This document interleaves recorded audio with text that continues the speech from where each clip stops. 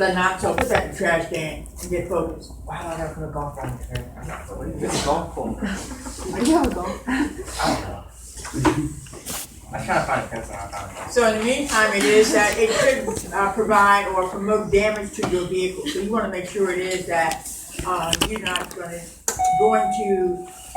put your vehicle in a position to be able to endanger the body of it or etc. You want to check outside for broken glass. And so even in the afternoon when those students who have driven to school, as they're walking back to their cars in the afternoon, they want to be focused in the direction of their vehicle so that as they're approaching, you're doing a quick glance. Okay, so whether or not you're approaching from the front of the car or behind the car, it is that you're identifying what actually may have transpired, if anything at all. If it is that nothing has transpired. Okay, so you are being able to identify that situation. The other thing that that does, and that is to be able to, once you find out that there is something that's been done, that you, somebody may have even knifed your tire, okay? Meaning that you have, sir, enough. Open that door and step out, now. Man, this is... Here, you want to get inside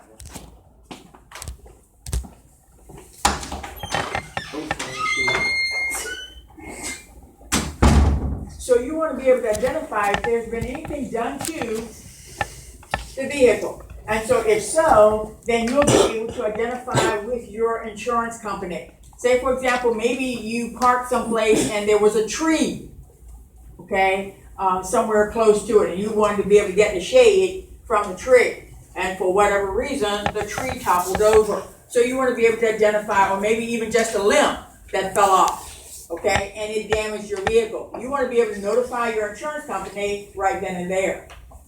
So anytime it is that you can identify what has happened, if it's in the parking lot of a store or what have you, you come back out, and then the side of your car has been damaged. Okay, you want to then be able to, and that's what happens when it is that you are eyeballing the condition of your car. You can pick up on, when did that happen? Okay? If somebody backs into your car, you have it in the parking lot, you went into the grocery store, somebody backs into the car. Okay, and so you are also approaching, and we're going to see this in just a few minutes, you're approaching the vehicle from the rear when it's parked in a parking lot anyhow. So that also gives you that availability to be able to eyeball the vehicle, the condition of the vehicle. This is important. And so very immediately hopefully it is that you're identifying, when did this happen? It wasn't this way when I went in the store, and so now I have a dent in the side of my vehicle. Okay, so it is also for verification purposes for your insurance company. And that's why you have insurance. That's why your vehicle is insured, so that you'll be able to notify if it is that you did not do the damage and someone else did. It was kind of that hit and run kind of incident. Okay, condition of your tires, your fluid leaks, your direction of your front tires, any kind of debris that might be around the car. If it's glass, or whether or not it's some type of sharp metal or what have you, then all of that you can identify what it is, okay, before you run over it, your tire or what have you.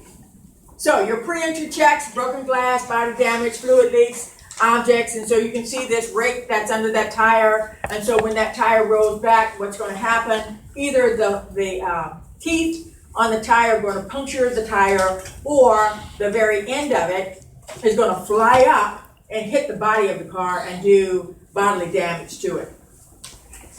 Here we have children there, and so certainly it is that you want to be able to make sure that there are no children around when it comes to backing up.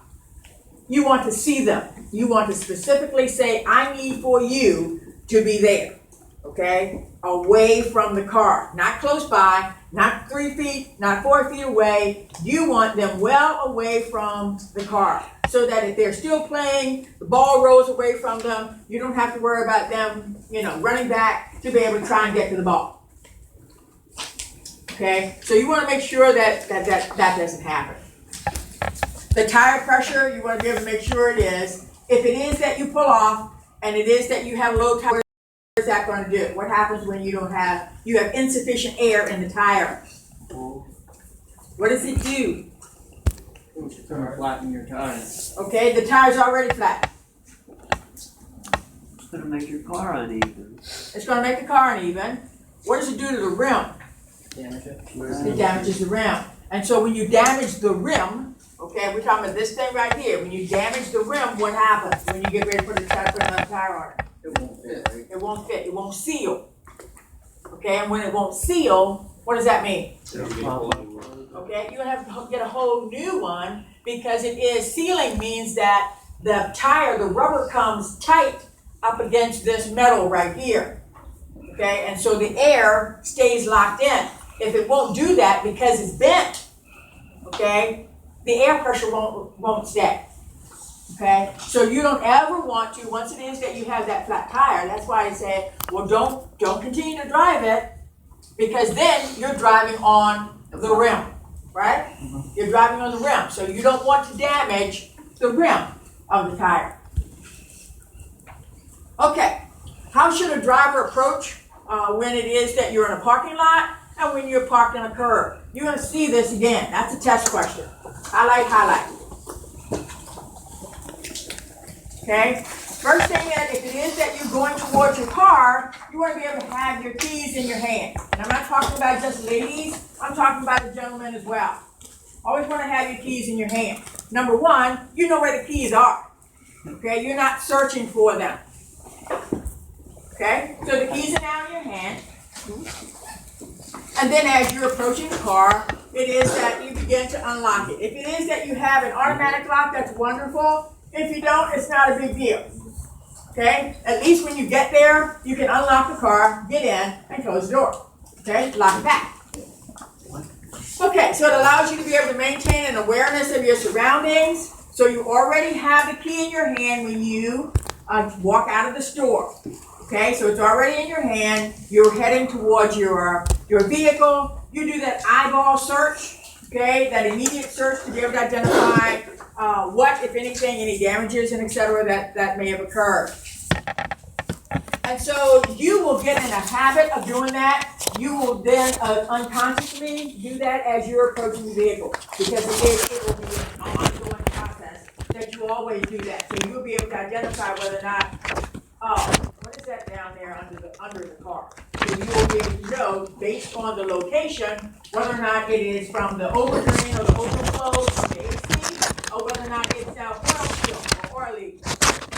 So it allows you to be able to, as you are approached, but you can also appear while you are distracted. So you do not want to be distracted. You want to be able to identify your surroundings.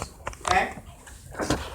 So you're going to approach the vehicle from the rear if it's in Walmart's parking space. Okay? If depending on how it is or whichever door that you're coming from, then that's the general rule. If it is in a parking space, it is that you're going to approach from the rear. What does that do? It allows you to be able to, again, take a look at whatever kinds of damages that may have occurred. It also allows you to be able to eyeball the content of the car. What's in the car?